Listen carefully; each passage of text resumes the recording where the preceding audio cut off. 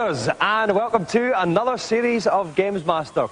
You know, life on this desert island would be horrendous if I hadn't come upon my two Girl Fridays, which was a good thing.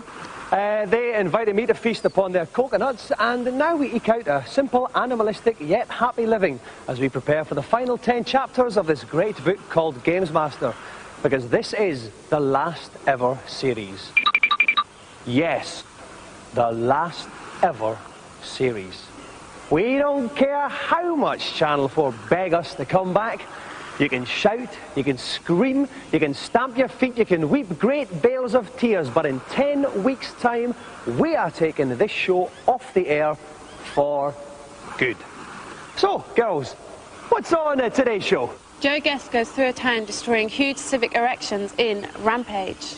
But we begin with today's event, which we like to call the Two Big Tombs of Lara Croft.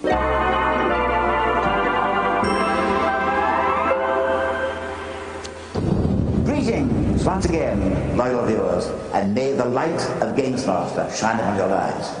It's good to be back, and you can be sure that I prepared a series of challenges for our intrepid contestants that over the coming weeks will test their games playing ability to the limits. We begin today with the most highly awaited game of the year, Tomb Raider 2 on the PC and PlayStation. Two players must take control of the delectable Lara Croft in the race to finish a special custom level of the game which I prepared. I have issued both of my contestants with Uzi machine guns, along with an unlimited supply of ammunition. As in Tomb Raider 1, exploration will be the key to success. No stone must be left unmoved, no avenue ignored, if they wish to avoid a fruitless quest. Good luck. Like an overexcited teenager, this challenge has already started. So I'm going to ask our two contestants, Jake Peters and Paul Wilson, to pause a while, because to you at home, they're men of mystery, and you deserve to know more. Jake Peters, first of all, welcome to the show, Jake. Thank you, Dominic. Now, you've got a girlfriend over in Japan. I have. Is that quite difficult? It is. I'm looking forward to Christmas when she's coming home. Yeah. I mean, does she send you photographs? She sends me emails every morning. Not photographs? Not from her. Not from her, from other women. Okay, Jake, let's move on to you, Paul. A different story now. You had a bit of a pants-related disaster on your way here today. Yeah, I washed my pants in with the red and they came out pink. What, were they white originally? They were very white. So you now have pink pants? I'm the pink pants man, yes. Okay. Not really much I can add to that. Okay, listen, best of luck, guys. I'd like you to ask you now to put your headphones back on. This is so that they don't hear what's going on in the commentary box. Which is probably a good thing too, because I'm now joined by Rick Henderson. Rick, welcome back to the show. It's fantastic to have you. Oh, it's fantastic to be here, and for you to have me. Thank you. Now, Rick, there's been a couple of cosmetic changes to Lara Croft for the sequel, isn't there? Yeah, there certainly is. Lara Croft this time has got this flowing ponytail, even when she stood still. I think she's got a head infested full of lice or something. Right. I read that in the back of the box myself. Now, Rick, the guys have been playing already for 20 minutes, so how have they been getting on? Right, we'll be looking at a replay now. Now, this is the point where Jake actually entered the level. He has to get to the end, but first he actually managed to kill the eagle with absolutely no hassle whatsoever. The eagle is a new feature in Tomb Raider 2, and we're running this on a 3DFX card on a PC. That's why it looks so good, and so does she. Now, he's got to negotiate these boulders. Unfortunately, he tried to shoot them in the first attempt, and then he just ran into them in the second attempt, and the last attempt he ran into a wall and got killed. He didn't manage to dodge them, but eventually got past the boulders, and he had to jump through a giant plate of glass, but unfortunately failed to catch onto the wall and crumpled into a disgusting heap. Now we're looking at Paul's attempt. Now Paul again managed to kill the eagle. It took him a little bit more effort than it took Jake, but he managed to kill that eagle and he was off and running. Now he looked at the boulders. Now of course he didn't know what Jake had done, but managed to jump over the boulders nonetheless.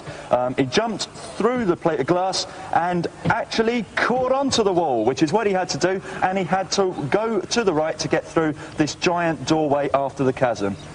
Okay, before we join the action live, Rick, whereabout are the guys on the level map? Well, as you can see on the map, they've actually both successfully negotiated the chasm at the far left of the map. They'll have to get through the water. They've only just started to enter the water as we join them. Okay, then let's join the action live now, and let's begin with Paul Paul, Pink Pants Wilson, he's swimming through the water. He's just having a little look around. Some might say aimlessly, Rick. He looks aimlessly because he's actually looking to try and get out of this water to try and find a wall to climb up. Okay, let's look at Jake then now. Yes, Jake has found this wall. He is going to climb up it. This is another new function for Lara in the sequel. Yeah, it certainly is. Tomb Raider 2 didn't. Tomb Raider the first one didn't have this kind of function where you could climb, and so. Okay, then he's safely up the wall. Let's check on Paul Wilson again, and he's, if anything, more aimless. Let's go back to Jake now, and he's found some bad lads, right? Yeah, he's found some bad lads who are guarding a skidoo. What he really wants to do in about the time we've got for this slice of the event is actually get on that skidoo, but he's got to shoot these bad guys before he can do it. Okay, now that skidoo was at the top of that bit he was climbing earlier on. He's dispatched the bad guys. Go on, Lara, hop on that big red, powerful, shiny thing. And so, with Jake tearing off into the lead, we'll leave the two guys in their exploration of Lara's huge tomb while we go to today's news.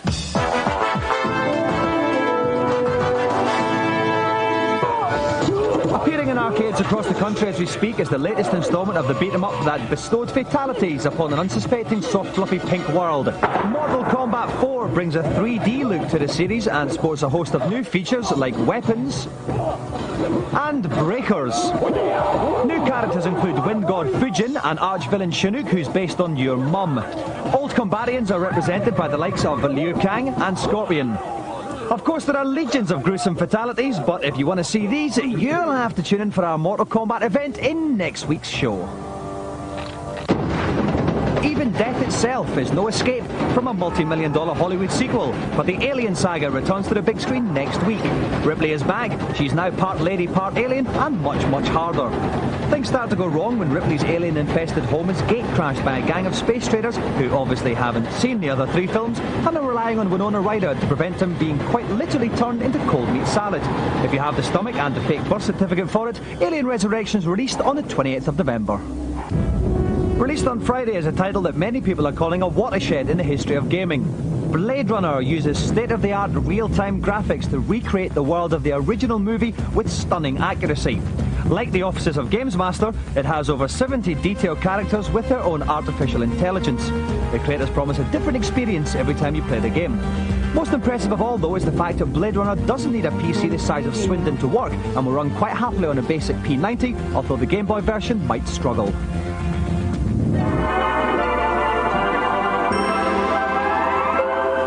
Right, so we've got Jake Peters and Paul Wilson trying to get through a level of Tomb Raider 2 the quickest. If we look at the map, we can see that Jake is still ahead, but Paul's done a little bit of catching up. Let's join the action now. Let's start off with Paul's progress. Okay, Paul Wilson is out the water. He's found the skidoo. He wants to know where to go next, Rick. Yeah, if you're looking upon, you'll see a giant block. He's going to have to negotiate around that block by moving it out of the way, so he's got to get off the skidoo. Okay, let's look at Jake now. Jake is up there. He's moving the blocks out the way. Yeah, he's already managed to kill 2 leopards that were guarding those blocks. Okay, we saw a little bit at the bottom there. Back to Paul now. He's just going to try and make this massive, huge leap over into the block bit. Yeah, so he can successfully move them. Okay, they're now. Meanwhile, Jake is on the skidoo. He's driving like Billy O'Rick. Yeah, he's driving like Billy. There's the dead leopards again, which are alive. If we go back to Paul here, he's a bit hammered there. He's having to move all around there. They're a bit tough, these leopards, Rick. Yeah, they're certainly one of the hardest creatures he could encounter at this level. Okay, back to Jake now, and he's quite literally running through men. He obviously doesn't like them very much. It's horrible. And it's an enormous, big, huge leap over a chasm. I reckon he's about a minute or so ahead of Paul. We've got to leave them there because I can feel a stirring deep within my clams. That can only mean it's time for today's Celebrity Challenge.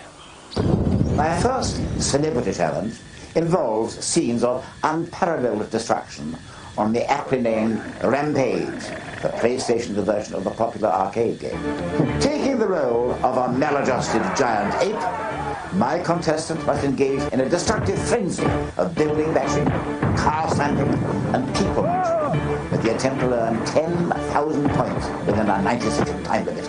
Smash and grab is the name of the game, and I advise my contestant to beat whatever they can get their hairy paws on in order to maximize points. The energy bar at the top of the screen indicates their general state of health. Of course, should this reach 0 before their time's up, their reign of terror will come to an abrupt end. Now, in the past, we've often been unfairly accused of having celebrities on for their fantastic looks, say, as opposed to their intellectual prowess or their games playing ability. Well, this series, that's all going to change. So please welcome tonight's celebrity, Joe Guest.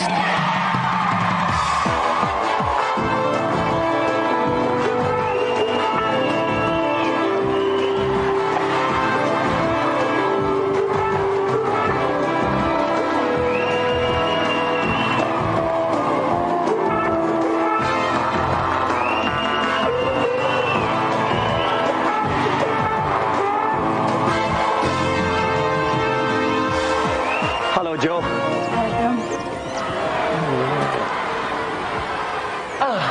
Okay, now, Joe, it's funny, I get paid all this money to talk to celebrity guests, but sometimes all you want to do is just hug in life. We've known each other for a while now. Yeah. But we've never married. We'll get round to it one day. We will, as soon as I've finished litigation with my 17 ex-wives. Yeah. Now, Joe, I don't like doing this job. It's getting a bit boring. I think I want to become a glamour model. What tips would you give me? A couple of breast implants, actually. Again, quite large, actually, these just now. Okay, apart from the breast implants, anything else, or is that all I need? Try and grow a bit of hair. Right, not the first time that's been said. Do something about the legs. These are all right. They're a bit hairy. Oh. Okay, Joe, you are playing this game Rampage today, where you're it's kind of big monster, you're eating buildings and walking around town eating people. Have you ever done anything like that in real life? After a few beers, usually, yeah. Yes, but you have. Not recently. You're well versed in the art of it. Okay, well, we've got lots of things going on in the show. We've got 2 challenges. We've got 2 minutes going on just now. We're going to have Joe Guest eating people in a second. One of those is getting me particularly excited. You can work out which one during this commercial break.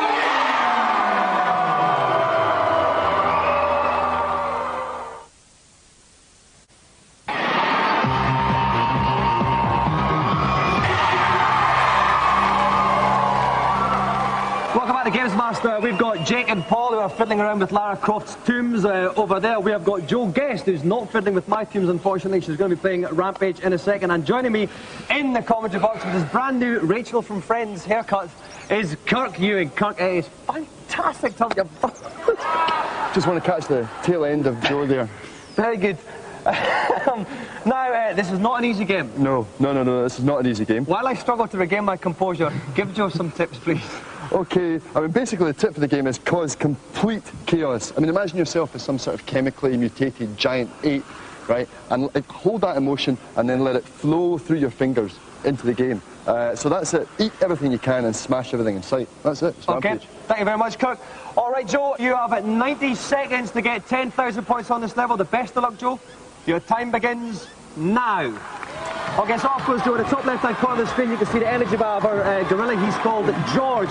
She's busy chomping the buildings to get the points here. Count the points that appear now. 1,400 points, a good start. A good start, yeah. You can see as she smashes the building, inside appears some food. The best thing to do then is just smash again and gather. Oh no, what? Yeah. She hit a toilet there. Now, you don't want to be scoffing toilets. That's really a bad thing to do. It'll spray you back off the building. And that's a general good tip for any children watching as well. Toilet eating, not good. 2,800 points. 26 seconds. What happened there? She frazzed herself on one of these neon signs on the outside of the building. You want to wait till they're off and then hit them. Get this guy, get that guy. He's a wee guy. No, she knocked him off. She could have beaten him, Kirk. I think that was Richard Nixon there, actually former President of the United States of America.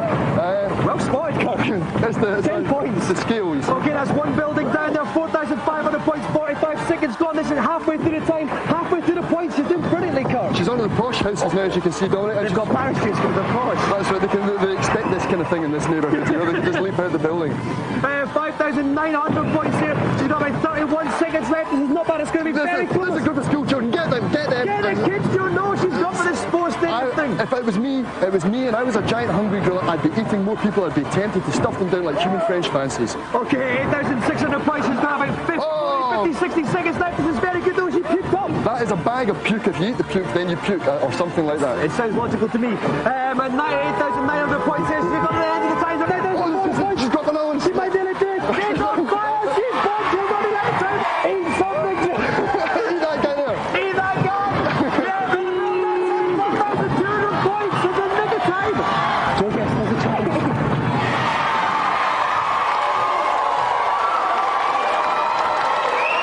Joe, I am stunned, and not for the obvious reasons. That was a fantastic display there. You went past some school children at some point, but you decided not to eat them. To be honest, I was concentrating on getting up the building and I didn't want to eat the children. No. They were little and cute. Exactly. They're cute and they're nice. You did have a problem with a chopper. I usually do.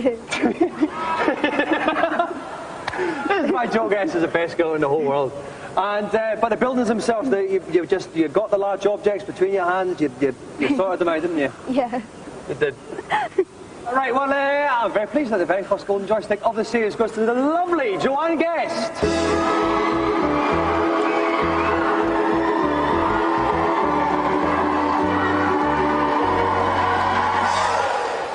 Right, we're going to move from swapping smutty lines with the lovely Joanne Guest to talking about how the Tomb Raider 2 challenge is going with Rick Henderson.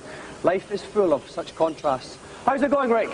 Well, it's getting pretty exciting over here at the moment, Dominic. They're now neck and neck, but as we join the map, you can see they actually had a few problems earlier. They got to a drawbridge where they needed a key to get past. This, of course, is where Jake actually managed to find the area that the drawbridge was in. As he turns round, we'll see the drawbridge that he had to unlock. He had to get off the skidoo and walk over to the lock. He suddenly realised, oh, hell, I haven't got a key. Of course, Paul also got to exactly the same stage, so he managed to actually suss out that he needed to get a key that was earlier on in the level. So they've both gone back into that level to search for that key. OK, thanks, Rick. Now, if we join the action live, let's go to Jake. He's still running around on his skidoo, looking for that key. Rick, he doesn't seem to be having much luck. Let's go over now, then, to Paul Wilson. Please, thank you very much. And now, he looks as if he might have found something promising here, Rick. Yeah, he's decided to get off the skidoo. If you remember in Tomb Raider, Lara sometimes looks for clues. She'll actually look to where a clue might be. Maybe it's down this pit. Yes, I think she has. It's a gaping one. OK, then, that looks fine. Let's go back to Jake. He still has it. Oh, this looks like he's kind... No, he's not. I thought he was near it for a minute, but he's still just wandering around on his skidoo. I think he needs to go off it, but let's go back to little Paul, who's doing much, much better. He's climbing down this pit now, looking for the key, Rick. Yeah, if he jumps there, he's just seen something that might be over this ridge. Now, if he actually runs through here, it does look shiny and metallic, and it's a key! Oh, he's got it! He's picked it up then! So Paul's made up for his bad start. He's now in the lead. Just to let the tension build even larger in our trousers, let's go to today's reviews.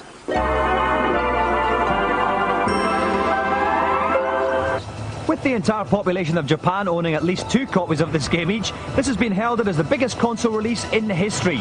It's an RPG, but with over 70 hours of gameplay, it's absolutely huge and tells an epic story of mystery, intrigue, romance and flashy pullback camera shots. It's the most eagerly awaited PlayStation title ever, Final Fantasy VII. So at last, the official English version of Final Fantasy VII has reached our shores. This is Sony's big attempt to push the RPG out of the clique and into the mass market.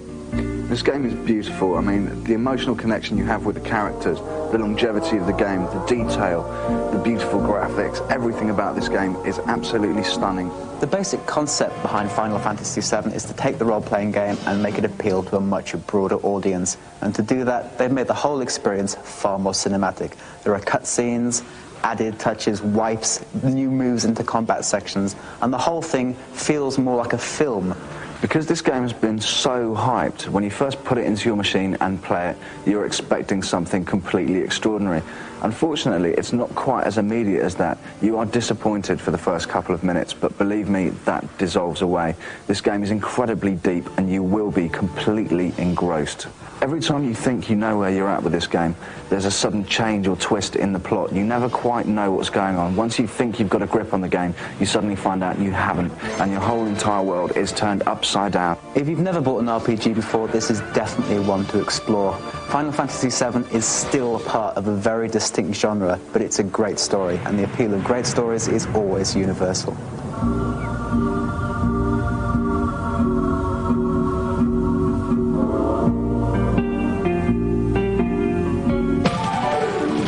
Had a lot of time for little blokes who throw bombs, so I am totally tumescent about the arrival of Bomberman on the N64. The game's multiplayer modes include a new team battle option as well as the classic 4-player free-for-all. There's also a 1-player adventure mode where you wander around enormous 3D levels, planting bombs, solving puzzles, and wondering where all your mates have gone. The adventure mode is pretty awful all round. It bears a striking resemblance at first to a Mario kind of game. Unfortunately, it's nowhere near. There's a lack of creativity, there's a lack of depth.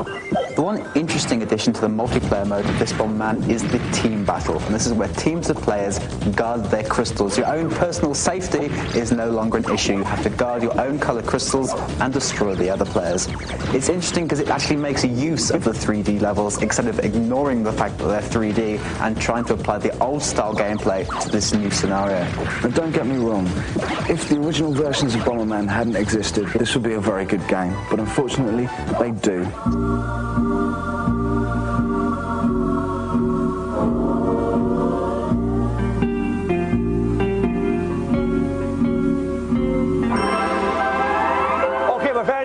Of the show. Since the beginning, we've had Jake Peters and Paul Wilson racing through a level of Tomb Raider 2 to see who can compete at the first. Paul Wilson is in the lead just now. If we look at the map, we can see he's at the drawbridge and Jake is some way behind. Let's join the action now live. Let's go to Paul Wilson first.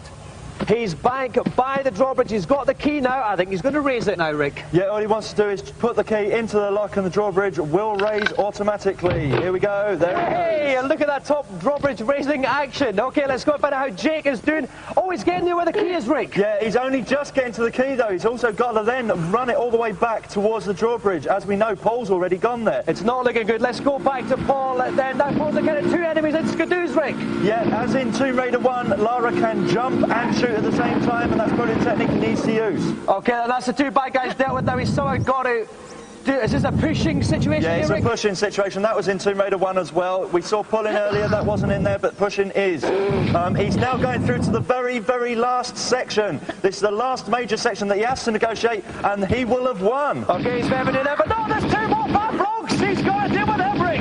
Well, he's doing it very, very adequately now, though. I think he's been playing all day, so I think he shouldn't have any trouble with that. Okay, that's the bad guys dealt with now. Into the water, he's very near the end. Let's check on the Jake, though. Is Jake close enough to catch up? He's only at the drawbridge, He's only just at the drawbridge. He's only just about to put the key in. He is miles behind. Let's forget Jake. Let's go back to Paul. Come on board with Jake. Here comes Paul. He's coming out of the water now. He's just going to go round this bend, and that's it. Paul Wilson is the winner!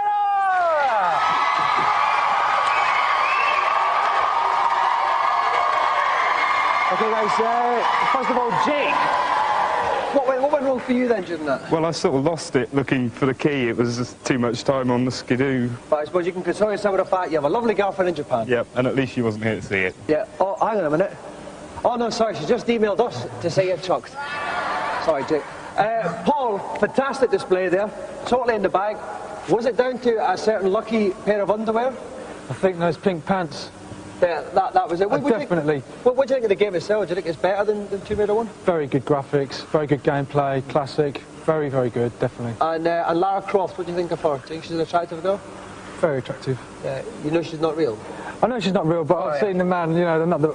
The man? Not the man. We should probably leave it there. I went to a... Yes, that's all right, mate, don't worry. Just digging deep hole there, mate, don't worry. Right, because you've done enough. You've done enough to win the Golden GamesMaster joystick, which goes to Paul Wilson.